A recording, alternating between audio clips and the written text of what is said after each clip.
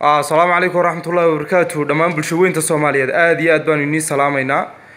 ku soo dhawaada company-geena Forever Living Product iyo gacmo furan mar walba waxaynu jecelnahay si aad wada ogsoontihiin oo ka dheregsantiin inaynu ka shaqeyno bulshadeena haddii caafimaad noqoto iyo haddii dhaqaale noqoto intiiba inaynu run ahaantii aynu bulshadeena aynu ka dhisno oo dawooyinka chemical-ka ay bilaatayada ana aynu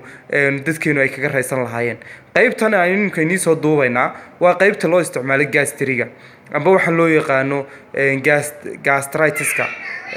gastrigu run ahaantii waxa weeyaan amba bacteria ha keento amba acid caloosha kacday oo qofka ku keentay waa dhibaato ku timaada caloosha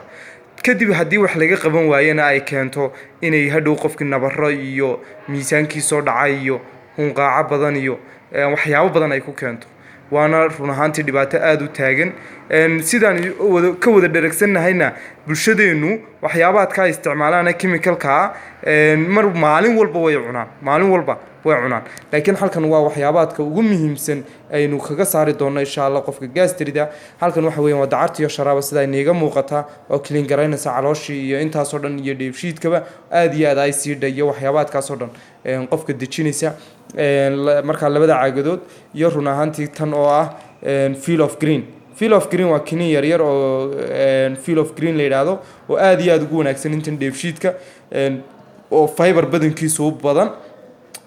clean garaynaya calooshii iyo inta dheefshiidkaba ay sii hoos u dhigayaan caloosha ayar bay socodsiinaya hadduu qofku babaasiir leeyahay sidoo kale way wanaagsan yihiin haddii calool istaag uu leeyahay way wanaagsan yihiin sidoo kalena haddii uu leeyahay qofku ciladahan caloosha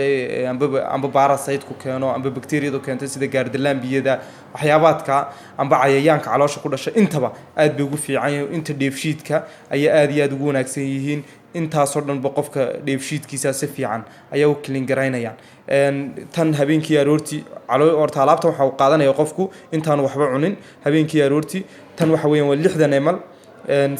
ayuu qaadanayaa aroortii iyo habeenkiiba kiniinkanna wuxuu qaadanayaa xabad iyo xabad habeenkii aroortii aad baad mahadsantihiin ku soo dhawaada company-geena Forever Living Product aad baad mahadsantihiin. Assalaamu calaykum waraxmatullaahi